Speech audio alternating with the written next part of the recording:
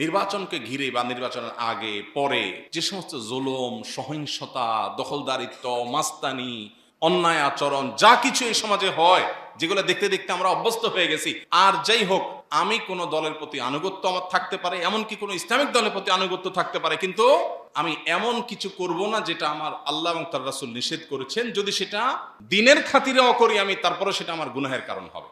নির্বাচনকে ঘিরে সারা দেশের প্রত্যেকটা মানুষ এক ধরনের কৌতূহল, এক ধরনের আশঙ্কা, এক ধরনের ভয়, এসব কিছুর মিশেলে আমাদের মনে মস্তিষ্কে এখন শুধুই আমাদের দেশের জাতীয় নির্বাচন। এই নির্বাচনকে ঘিরে আমাদের যত কৌতূহল, আমাদের যত আশা আশঙ্কার জায়গা আছে, এই সব বিষয়গুলোকে সামনে রেখে একজন মুসলিম হিসাবে আমাদের এবং আমাদের নেতাদের, উভয় শ্রেণী মানুষের জন্য বেশ কিছু করণীয় আছে। আমাদের নেবার মতো, গ্রহণ করবার মতো বেশ কিছু পদক্ষেপ। আমরা এর আগেও আপনাদেরকে স্মরণ করিয়েছিলাম, নির্বাচনের এই সময়টাতে সাধারণ মানুষ এবং আমাদের নেতৃবৃন্দ, এই উভয় শ্রেণীর মানুষের জন্য আল্লাহর তরফ থেকে বহুত বড় একটা পরীক্ষার সময়। এই পরীক্ষাটা হলো আমানত রক্ষার পরীক্ষা। সাধারণ মানুষ হিসাবে আমরা আমাদের প্রতি অর্পিত আমানত কতটা রক্ষা করতে পারছি, আর আমাদেরকে যারা শাসন করতে বা আমাদের যারা দায়িত্বভার গ্রহণ করতে ইচ্ছুক, তারা আল্লাহর দেওয়া আমানতকে রক্ষা করবার জন্য কতটা প্রস্তুত, এই পরীক্ষা দেওয়ার সময় হলো আমাদের জন্য এই সময়টা। আল্লাহ সুবহানাহু ওয়া তাআলা কোরআনে কারিমে বলেছেন, ইন্নাল্লাহা ইয়ামুরুকুম আন তুআদ্দুল আমানাতি ইলা আহলিহা। আল্লাহ নির্দেশ করছেন তোমাদেরকে, এই তোমাদের মধ্যে ভোটারও আছেন, প্রার্থীও আছেন, দলের কর্মীও আছেন, সাধারণ মানুষও আছেন। আল্লাহ তাআলা সর্বস্তরের মুসলমানদেরকে লক্ষ্য করে বলছেন যে আল্লাহ তাআলা তোমাদেরকে অর্ডার করছেন, আল্লাহ তাআলা তোমাদেরকে নির্দেশ করছেন যে আল্লাহর সামনে দাঁড়াতে হবে। তিনি নির্দেশ করছেন আনতু আদ্দুল আমানাতে ইলা আহলিহা, আমানত যথাস্থানে যেন পৌঁছে দেয়া হয়। তোমরা আমানত যথাস্থানে পৌঁছে দাও, এই মর্মে আল্লাহ তোমাদেরকে নির্দেশ করেছেন। আমানতকে অপাত্রে পৌঁছে দিবে না। নির্বাচন এবং ভোটের এই রাজনীতিকে ঘিরে সর্বস্তরের সাধারণ মানুষের মধ্যে এক ধরনের শঙ্কা, আশা এবং বিশেষ করে দেশকে ঘিরে এক ধরনের অজানা কৌতূহল, বিশাল বড় একটা আকাঙ্ক্ষার জায়গায় তৈরি হয়েছে। বিশেষ করে নতুন পরিস্থিতিতে, নতুন পরিবেশে, পট পরিবর্তনের ভিত্তিতে প্রত্যেকটা মানুষ আমরা অনুভব করি এই দেশটা যে জায়গায় থাকার কথা ছিল তার চাইতে অনেক নিচে অবস্থান করছে সব দিক থেকে। অর্থনীতি বলি, নাগরিক সুযোগ সুবিধা বলি, নিরাপত্তা বলি, আইন শৃঙ্খলা বলি, বিচার ব্যবস্থা বলি, এমন একটা সেক্টর নাই এই দেশে যে একটি সেক্টর নিয়ে জনগণ বলতে পারে এই সেক্টরটাতে পৃথিবীর যে কোনো দেশের চাইতে আমরা ভালো আছি। এরকম একটা সেক্টরও হয়তো এই দেশে মানুষ খুঁজে পায় না, যার কারণে আমাদের মনের ভিতরে অনেক আবেগ, অনেক আশা আকাঙ্ক্ষা। নির্বাচন আসলে সে আশা আকাঙ্ক্ষা আরো বেড়ে যায়। প্রিয় ভাইরা আমার, একজন মুসলমান হিসেবে আমাদের সমস্ত অবস্থা, দুরবস্থা, ভালো মন্দ সব কিছুর নিয়ন্ত্রক আল্লাহ রাব্বুল আলামিনকে আমরা মনে প্রাণে বিশ্বাস করি। যদি তাই হয়ে থাকে, তাহলে আজকে যে আমাদের দুরবস্থা আমরা দেখতে পাচ্ছি স্বাধীনতার 50 বছর পরও, এমন কোনো বিভাগ এদেশে আমরা খুঁজে পাই না যে একটা বিভাগ নিয়ে আমরা বলতে পারি যে পৃথিবীর অন্য দেশগুলোর সাথে টেক্কা দিয়ে অগ্রসর হওয়া দূরের কথা, অন্তত তাল মিলিয়ে সমান্তরাল জায়গা আমরা যেতে পেরেছি, সেটাও আমরা বলতে পারি না। বিচার নাই, জোর যার মুল্লুকতার, অপশাসন, দুর্নীতি, অনিয়ম, খাদ্যে ভেজাল, কি নাই? এই যে দুরবস্থা, এই দুরবস্থার জন্য আমরা দায়ী করি আমাদের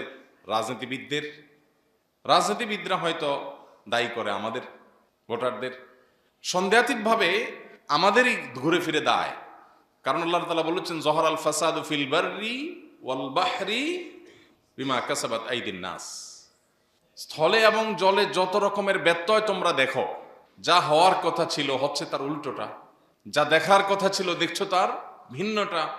এই যে ব্যত্যয়, এই যে ফাসাদ, এই যে অনিয়ম, এই যে বিশৃঙ্খলা, এই যে অপ্রত্যাশিত চিত্র এবং পরিবেশ তোমরা দেখতে পাও, এটা কেন দেখতে পাও? মানুষের হাতের কামাইয়ের ফসল হিসাবে দেখতে পাও। সমাজে আমরা যা দেখতে পাই এগুলো আমাদের কর্মকাণ্ডের ফসল। আল্লাহ সুবহানাহু ওয়া তাআলা সেজন্য বলেছেন, ইন্নাল্লাহা লা ইউগাইয়িরু মা বিকাউমিন, কোন জাতি কোন সম্প্রদায়ের অবস্থার পরিবর্তন আল্লাহ করবেন না। আমরা যে অপশাসন, আমরা যে বিচারহীনতা, আমরা যে জোরজার মুল্লুকতার, আমরা যে দুর্নীতি, আমরা যে অন্যায় অনিয়মের মহাসমুদ্রে হাবুডুবু খাচ্ছি, এই অবস্থার ব্যাপারে আল্লাহ বলছেন, আল্লাহর এই আয়াতকে অবস্থার ক্ষেত্রে আমরা ফিট করতে পারি যে আল্লাহ তাআলা কোনো জাতির অবস্থা পরিবর্তন করবেন না, অতএব আমাদের অবস্থারও পরিবর্তন হবে না হাত্তা ইউগাইয়িরু মা বিআনফুসিহিম, যাবত না আমরা নিজেদের অবস্থা নিজেরা পরিবর্তন না করি। আমরা যদি সিদ্ধান্ত নেই আমি যা উল্টাপাল্টা করি এগুলো সব ঠিক থাকবে, অফিসে, আদালতে, কর্মস্থলে, আমার ব্যবসা প্রতিষ্ঠানে, যেখানে থাকি না কেন মানুষকে ফাঁকি দেওয়ার চেষ্টা করব, 2 নম্বরই করার চেষ্টা করব, ধানাই পানাই করার চেষ্টা করব, মসজিদে মুসলমান বাহিরে মুনাফিক সাজার চেষ্টা করব, আমি যদি আমার সব অবস্থাগুলোকে খারাপ রাখি আর আশা করি দেশ ঠিক হয়ে যাবে, এটা হবে বোকার স্বর্গে বসবাস। অতএব ভোটের এই রাজনীতিকে সামনে রেখে আমি সর্বস্তরের সাধারণ মানুষের কাছে বিনীতভাবে উদাত্ত আহ্বান রাখতে চাই। নাম্বার 1, আমাদের অবস্থা পরিবর্তনের জন্য, আমাদের জাতিগত, জাতীয়, সার্বিক, সামগ্রিক অবস্থার পরিবর্তনের জন্য অপশাসন, দুর্নীতি, বিচারহীনতা, অন্যায়, অনিয়ম, যত রকমের অনাচার এই সমাজকে গ্রাস করে আছে, এটা থেকে মুক্তি পাবার জন্য আমাদের উচিত গণতওবা করা। আমাদের উচিত আত্মজিজ্ঞাসার মুখোমুখি হওয়া। আমি যদি এমপি বা মন্ত্রী হওয়ার সুযোগ পাই, আমি কি আমার আত্মীয় স্বজন, বন্ধু বান্ধব এদের চেহারার দিকে না দেখে নিয়ম এবং শৃঙ্খলার দিকে তাকিয়ে চলতে পারবো কি না? সে আত্মবিশ্বাস আমার নিজের বেলায় আছে কিনা? আমার ভাই ভাগিনা, আমার বোন ভাগিনা, ভাই ভাতিজা, আমার বন্ধু বান্ধব, পাড়ার প্রতিবেশী, এদের দ্বারা প্রভাবিত হয়ে আমি নিয়ম শৃঙ্খলার তোয়াক্কা না করে শুধুমাত্র স্বজন প্রীতি, দল প্রীতি, চেহারা প্রীতি, এই সমস্ত প্রীতির মধ্যে আমি হাবুডুবু খাবো, নাকি আমি আমার আদর্শকে সমুন্নত রাখতে পারবো অন্ধের মতো করে, নিয়ম নীতির কাছে সব কিছুকে আমি জলাঞ্জলি দিয়ে, কোরবানি করে, ত্যাগ করে সামনে অগ্রসর হতে পারবো কিনা? আমার নিজের এতটা আত্মবিশ্বাস আমার নিজের বেলায় আছে কিনা? যদি না থাকে তাহলে এটাই হলো তওবার সবচেয়ে মোক্ষম সময়। রোগ ধরা পড়েছে, এখন ট্রিটমেন্ট দরকার। অতএব আমাদের সামগ্রিক অবস্থার পরিবর্তনের জন্য আমাদের নিজেদের অবস্থার পরিবর্তনের সিদ্ধান্ত নিতে হবে। আমরা ব্যক্তি জীবনে আমার যতটুকু গণ্ডি আছে ততটুকু গণ্ডির মধ্যে আমি সততার চর্চা করব, ন্যায়নিষ্ঠার চর্চা করব, ইনসাফের চর্চা করব, অনিয়মকে কবর দেব, বিশৃঙ্খলাকে কবর দেব। আমার সন্তানের বিরুদ্ধেও যদি আমার অবস্থান নিতে হয় আমি নিতে কার্পণ্য করব না। আমার আত্মীয় স্বজনের বিরুদ্ধেও যদি আমার অবস্থান নিতে হয়, আমার আদর্শের কারণে, আমার বিবেকের কাছে জিজ্ঞাসার জবাবের ভিত্তিতে, আল্লাহর কাছে দাঁড়াতে হবে সেই জবাবদিহিতার বোধের ভিত্তিতে, আমার আপনজনের বিরুদ্ধেও আমার অবস্থান নিতে কার্পণ্য থাকবে না। এই সিদ্ধান্তটা আমাদের প্রত্যেকটা মানুষকে নিজের মধ্যে গ্রহণ করতে হবে। এটা হলো আমাদের প্রথম করণীয়। আল্লাহ তাআলা ওয়াদা করেছেন কোরআনে, আমরা যদি সিদ্ধান্ত নেই যে আমাদের অবস্থাকে আমরা পরিবর্তন করব, আমরা নিজেরা অনিয়ম, বিশৃঙ্খলা এগুলো করব না, তাহলে সেক্ষেত্রে ইনশাআল্লাহ আল্লাহ তাআলা আমাদের জাতি এবং সামগ্রিক অবস্থার পরিবর্তন করে দিবেন। সেই ব্যবস্থা আল্লাহ তাআলার পক্ষ থেকে হবে, আল্লাহর ওয়াদা আছে। অতএব গণতওবা প্রয়োজন। আমরা বেশিরভাগ মানুষ এসব অনিয়মের বিরুদ্ধে সমালোচনা করি, কিন্তু আমি নিজের সুযোগের অভাবে সৎ, সুযোগের অভাবে সৎ। আমি ওই চেহারে নাই, সেজন্য আমি এগুলো করি না। বাট থাকলে আমি বুঝতাম যে আমার কাছে আসা গমগুলো আমি কিভাবে বন্টন করি। থাকলে আমি দেখা যেত যে সরকারি বরাদ্দ আমি কিভাবে বন্টন করি। আমি কি আল্লাহর ভয়কে মাথায় রাখি নাকি চেহারা সামনে আমার আসে? অতএব সমাজের সার্বিক পরিস্থিতি, এটা আমাদের আমল, এটা আমাদের চিন্তা, এটা আমাদের কর্মকাণ্ড, এর প্রতিফলন, এর ফসল। সেজন্য গোড়ায় হাত দিতে হবে, আত্মশুদ্ধির অভিযান চালাতে হবে। আল্লাহ তাআলা আমাদের সবাইকে সে তৌফিক দান করুন। নাম্বার 2, আমরা ভোট এবং এই যে মতামত দেওয়ার সুযোগ পেয়েছি, এই সুযোগটা আল্লাহর পক্ষ থেকে অনেক বড় পরীক্ষার ব্যাপার। এই পরীক্ষায় উত্তীর্ণ হওয়ার ক্ষেত্রেও আমি যে দেশে অনিয়ম, বিশৃঙ্খলা, অপশাসন এগুলোর অপসারণ চাই, এগুলোর পরিবর্তন চাই, আমি কি আসলে সিদ্ধান্ত দেওয়ার ক্ষেত্রে আমানতদারিত্বটা মেনটেন করতে পারছি কিনা, রক্ষা করতে পারছি কিনা। এক্ষেত্রে আমার কোনো বায়াসনেস, এক্ষেত্রে আমার কোনো দলপ্রীতি, ব্যক্তিপ্রীতি, গোষ্ঠীপ্রীতি অথবা আমার নিজস্ব সংকীর্ণ চিন্তার ঊর্ধ্বে আমি উঠতে পারছি কিনা, এই পরীক্ষা আমাদের উত্তীর্ণ হতে হবে। এই পরীক্ষা যদি আমরা উত্তীর্ণ হতে না পারি তাহলে অবস্থার পরিবর্তন হবে না। আমরা বেশিরভাগ মানুষ এখনো নামাজে কালামে মুসলমান হলেও এই লেনদেন, এই জাগতিক বিষয়গুলোতে একজন মুসলমানের যে রোল, একজন মুসলমানের যে দায়িত্বশীলতা, সেই জায়গায় আমরা যথাযথ দায়িত্বটা পালন করতে পারিনি। এটা আমাদের ব্যর্থতা। এর ফসলস্বরূপ আজকে যে দুরবস্থা আমরা এর মধ্য দিয়ে পার করছি আমাদের এই সময়, জাতীয় জীবন, সেটা আমরা ভোগ করছি আমাদের এই কর্মের ফল হিসেবে। এই জন্য দ্বিতীয়ত আমাদের করণীয় হলো ভোট কেন্দ্রিক যত আমানতের প্রশ্ন আছে এগুলো আমরা আমাদের সাধারণ মানুষ হিসেবে আমাদের আমানতকে আমরা সর্বোচ্চ রক্ষা করার চেষ্টা করব। তাহলে একদিকে নিজেরা সৎ, সার্বিকভাবে নীতিবান মানুষ হওয়ার জন্য নিয়ত করা, আগের ভুলভাল কাজের জন্য তওবা করে ফিরে আসা, যে আমি আর সে ভুল পথে চলবো না। আমরা যারা অনিয়মের কথা বলি, আমরাই যখন আবার অনিয়ম করার জন্য তদবির করি, তাহলে দেশে পরিবর্তন কিভাবে হবে? আপনার কোনো কাছের মানুষ, বড় পুলিশ অফিসার, একজনের বিরুদ্ধে আপনার অভিযোগ আছে, ঝগড়াঝাটি হয়েছে, তারে সাইজ করার জন্য তার কাছে আপনি দ্বারস্থ হয়েছেন, তো আপনি নিজেই তো অন্যায় করছেন, আপনি নিজেই তো দুর্নীতি করছেন, নিয়মের ব্যত্যয় করছেন, তো আপনি কিভাবে আশা করেন দেশে পরিবর্তন?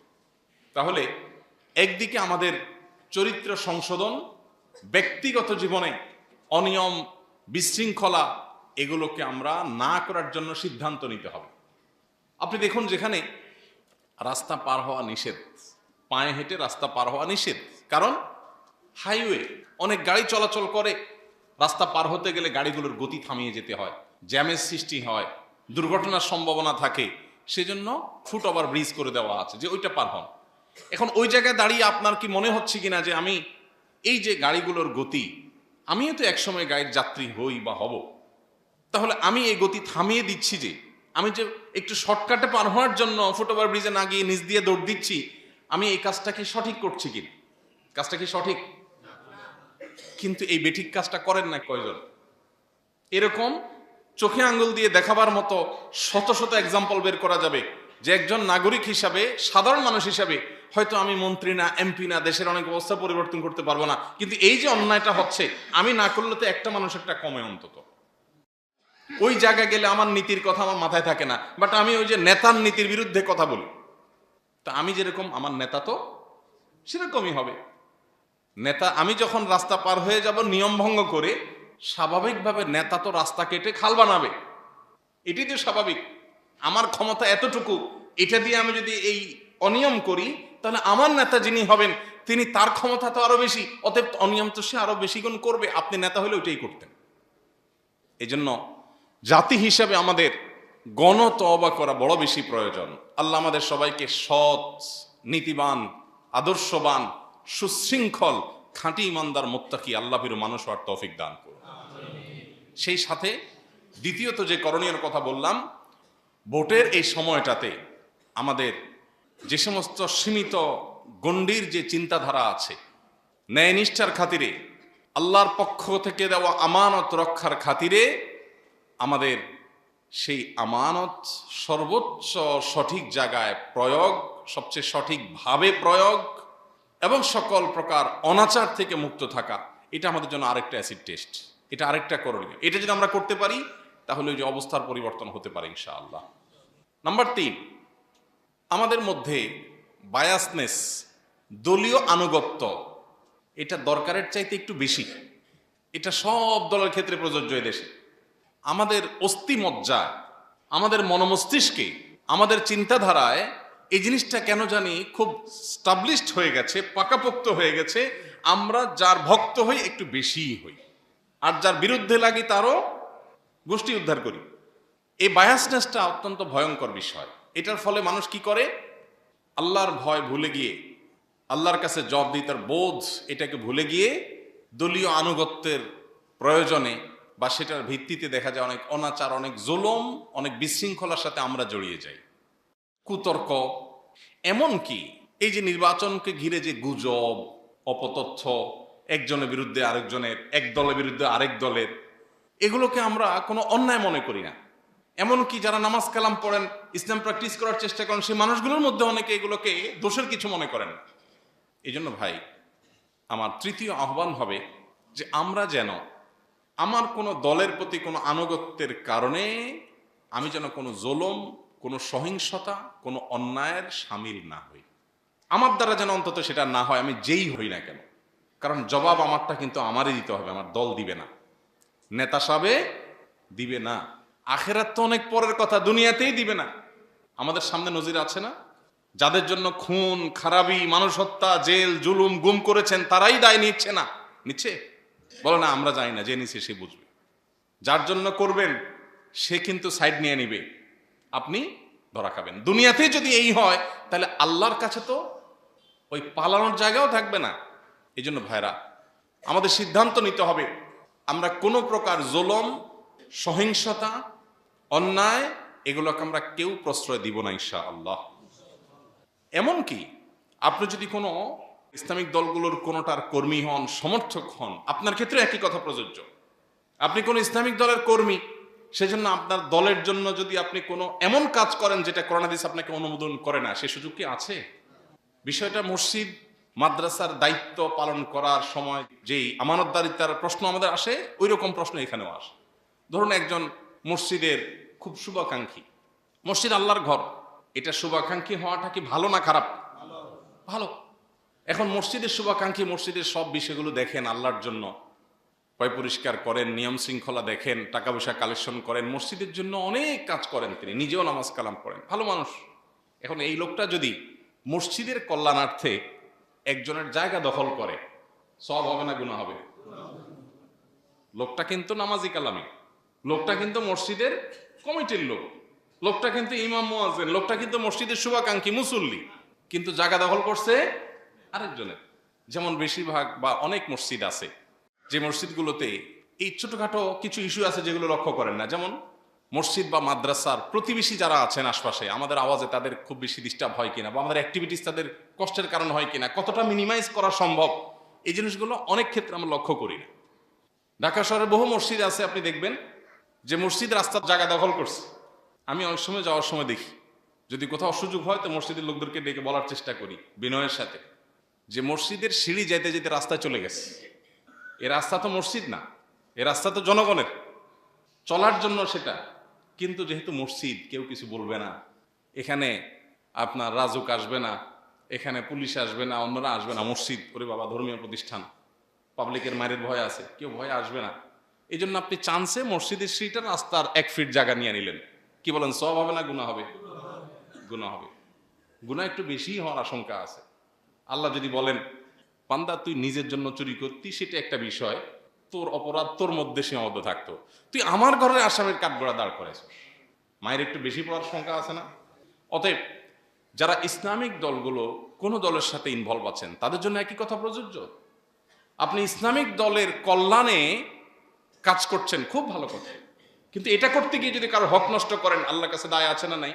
নাকি ইসলামী দলের কর্মী হলে মাফ? মাফ আছে? অতএব ভোটের রাজনীতিকে ঘিরে আমাদের জুলুম, সহিংসতা, অন্যের হক নষ্ট করা, অন্যায় আচরণ করা, এগুলো থেকে বিরত থাকার দীপ্ত কণ্ঠে শপথ নিতে হবে ইনশাআল্লাহ। আল্লাহ আমাদের সবাইকে আপনি সেই তৌফিক দান করুন। নাম্বার 4, সর্বশেষ পয়েন্ট, সেটা হলো আমাদের আল্লাহর কাছে খুব বেশি দোয়া করা দরকার, অনেক বেশি চোখের পানি ফেলা দরকার। আমরা জানি না কজন মানুষ আমরা দোয়া করেছি। একটা দেশ, যে দেশে আমি বসবাস করছি, এই দেশটা যদি বসবাস উপযোগী না হয়, এই দেশটা যদি ভালো না হয়, তাহলে সেক্ষেত্রে আমি ভালো থাকতে পারবো না। আমি দোয়া করলাম, আল্লাহ আমার রুটি রুজি ভালো দিও, আমার ব্যবসা বাণিজ্য ভালো দিও, আমারে নিরাপদে রাখিও, কিন্তু দেশটাতে নিয়ম শৃঙ্খলা বলতে কিচ্ছু নাই, তাহলে আমি ভালো থাকতে পারবো? অতএব আমাদের দোয়া যেন শুধু আমার ফ্যামিলিকে ঘিরেই না হয়, আমার দোয়া যেন আমার দেশ, গোটা বিশ্ব, মুসলিম মিল্লাহকে ঘিরে হয়। আমি যেন সবাইকে সামিল করে দোয়া করি। আসুন, আসন্ন নির্বাচনকে সামনে রেখে আমরা প্রত্যেকটা মানুষ আল্লাহর কাছে দোয়ার জন্য হাত তুলি। আল্লাহ, আপনি আমাদের জন্য কল্যাণের ফয়সালা করেন। আমাদেরকে যারা শোষণ করবে, আমাদের ট্যাক্সের টাকা নিয়ে বাইরে বিদেশে গাড়ি বাড়ি করে নিজের আখের গোছাবে, আল্লাহ এটা তো বহুদিন ধরে দেখে আসছি। আল্লাহ এই অবস্থার পরিবর্তন আপনি ঘটায় দেন। আল্লাহ এদেশকে সত্যি মন থেকে ভালোবাসে সেরকম নেতা, সেরকম দায়িত্বশীলতা আমাদের নেতাদের মধ্যে আপনি দান করেন। তারা যেন এদেশের কল্যাণে কাজ করে, এদেশের মানুষকে দেশপ্রেমের সবক টবক দিয়া দিন শেষে যেন বিদেশ প্রেম তাদের মধ্যে না থাকে। আমাদের আল্লাহর কাছে দোয়া করতে হবে, আল্লাহ যেন আমাদের ভাগ্যে ভালো কিছু দেন, নসিবে ভালো কিছু দেন। কারণ ওই যে বললাম, দেশটা যদি সামগ্রিকভাবে ভালো না হয়, আইন আদালত যদি ঠিক মতো না চলে, বিচারহীনতার অপসংস্কৃতি যদি দূর না হয়, দুর্নীতি অপশাসন যদি বন্ধ না হয়, আপনি একা আপনার ফ্যামিলি নিয়ে সুখে ভালো থাকতে পারবেন না। এই জন্য দোয়া করবো তো ইনশাআল্লাহ।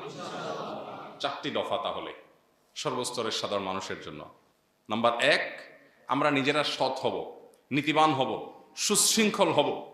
আমি হুট করে রাস্তা পার হতে যাব না যেখানে রাস্তা পার হওয়া নিষেধ আছে। আমি এমন কোনো সুযোগ নেব না যে সুযোগটা নেওয়া নিষেধ আছে। আমার সাথে কোথাও কারোর খাতির আছে উপরস্থ, সেখানে সিরিয়াল না ধরে আমি একটু ডাইন বাম করে পার হব না, চেষ্টা করবো তো ইনশাআল্লাহ। নাম্বার 2, ভোটকে কেন্দ্র করে বিশেষ করে আমার ভোট দেওয়ার ক্ষেত্রে আল্লাহর কাছে জবাবদিহিতা আছে, এটা মাথায় রেখে ভোট দেব। জবাবদিহিতা কার কাছে আছে? আল্লাহর কাছে আছে।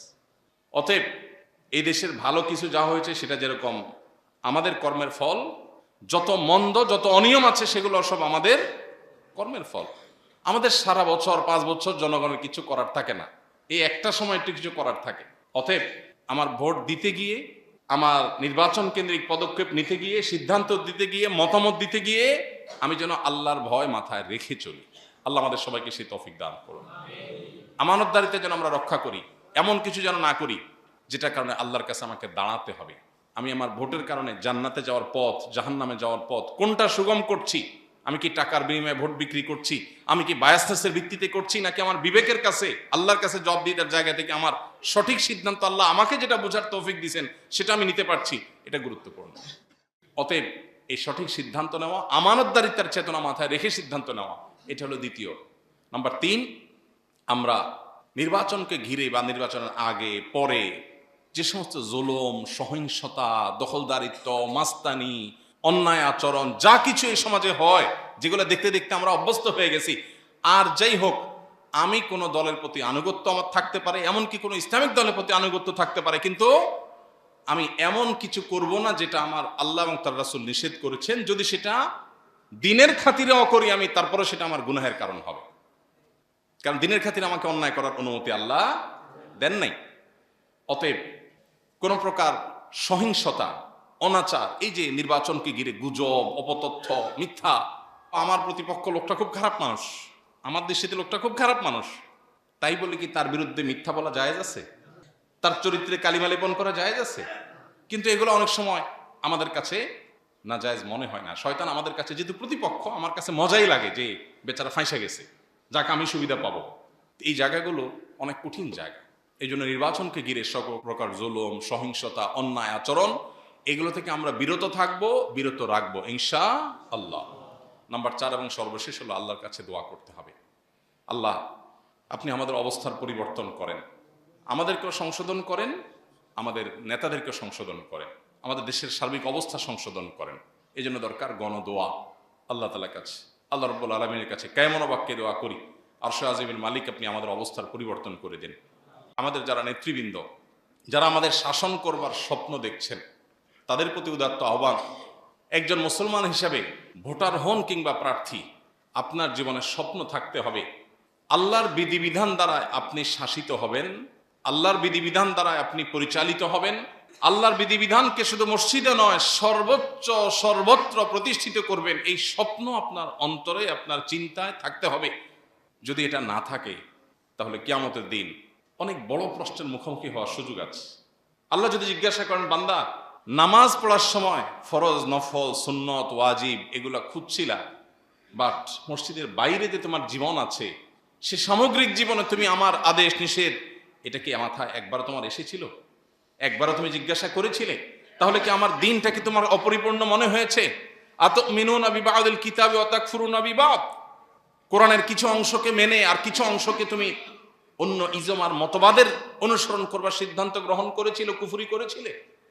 অতএব যারা নেতৃবৃন্দ আছেন, সীমাবদ্ধতার বিষয়গুলো আমরা জানি বিশ্ব বাস্তবতা, আমাদের দেশের সার্বিক পরিবেশ পরিস্থিতি, মানুষের মন মানসিকতা সব মিলিয়ে আমরা অনেক ভালো চাই, পারি না। কিন্তু স্বপ্ন থাকতে হবে, ইচ্ছা থাকতে হবে যে আল্লাহ, আমি একজন মুসলমান হিসাবে তোমার কালাম, তোমার নবীর রেখে যাওয়া আদর্শ, পৃথিবীর সমস্ত আদর্শের উপরে এটা অবস্থান, সকল মতবাদের উপরে এটা অবস্থান।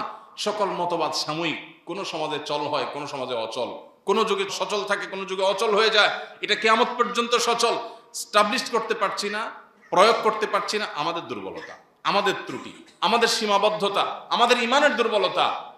তোমার সিস্টেমের কোনো ত্রুটি নাই মালিক। আল্লাহর সাথে অন্তত এই কথাটা ক্লিয়ার রাখা দরকার।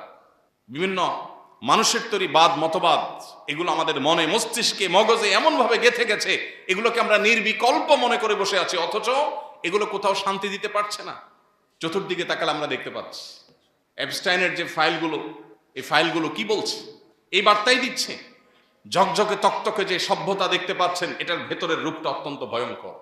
কারণ আল্লাহর কাছে আনুগত্য পরিপূর্ণভাবে না করলে এখানে শান্তির কোনো পথ নাই। এই জন্য আমাদের নেতৃবৃন্দকে আল্লাহ তাআলা আল্লাহর পরিপূর্ণ গোলামি করার তৌফিক দান করুন।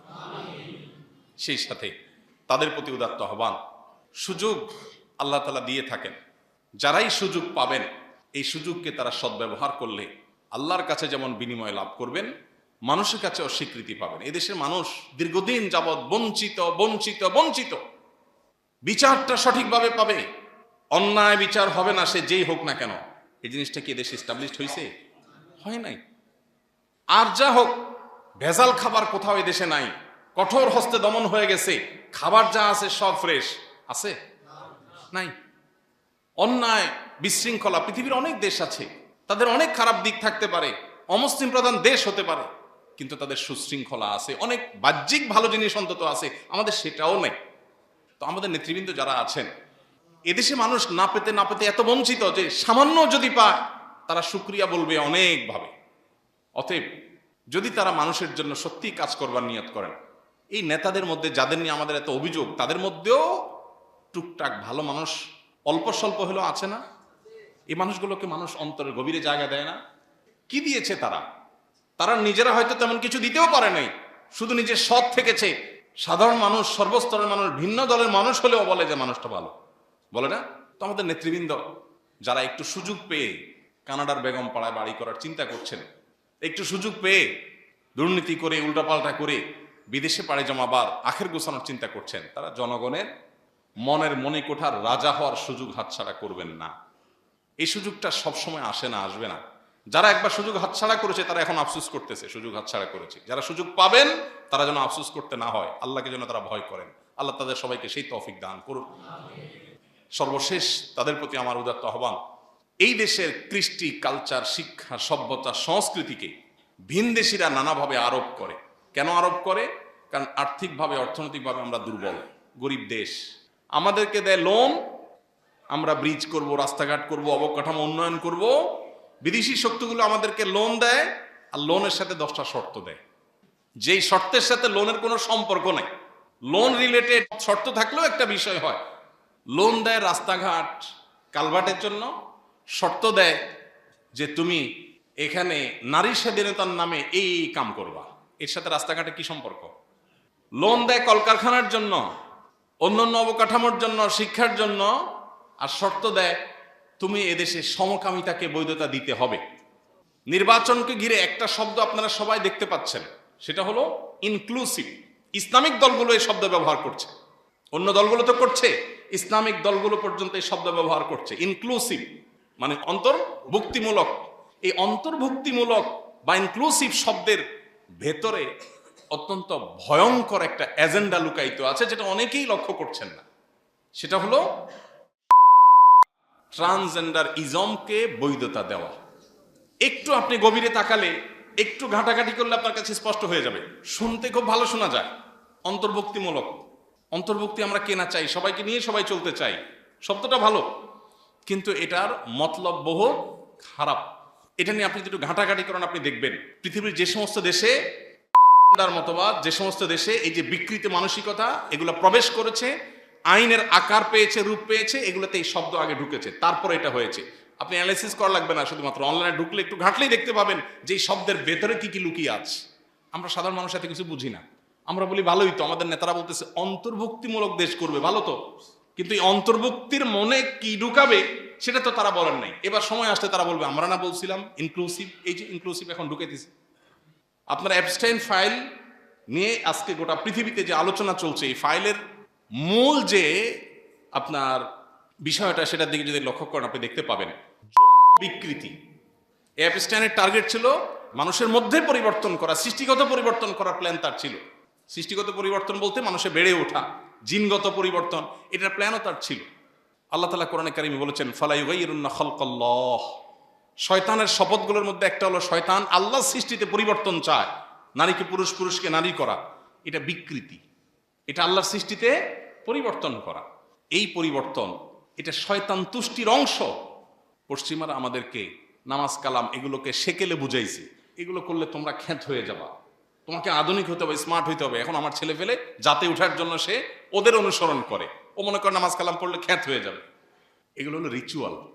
আল্লাহর সাথে কানেক্টেড হওয়ার উপায় নামাজের মাধ্যমে, দোয়ার মাধ্যমে, তেলাওয়াতের মাধ্যমে, রোজার মাধ্যমে আমরা আল্লাহর সাথে কানেক্টেড হই। আল্লাহর দেওয়া অদৃশ্য আধ্যাত্মিক পাওয়ার আমরা পাই, কিন্তু আমাদের সে পাওয়ার শেষ করে ফেলছে ওরা।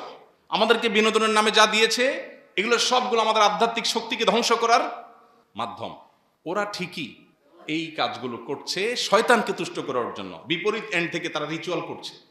এই যে যেটাকে আমরা দেখছি শিশু এবং নারী নির্যাতন, অ্যাপস্টাইনের এই বিশাল নেটওয়ার্কের মধ্যে যেটা চলেছে দীর্ঘদিন ধরে, এটা দেখে আমরা দেখছি এটাকে শিশু নির্যাতন, নারী নির্যাতন, আমরা দেখেছি এটাকে আপনার বিকৃতি, কিন্তু এটার সুস্পষ্ট দিক হলো শয়তান তুষ্টির উপাসনা, রিচুয়াল।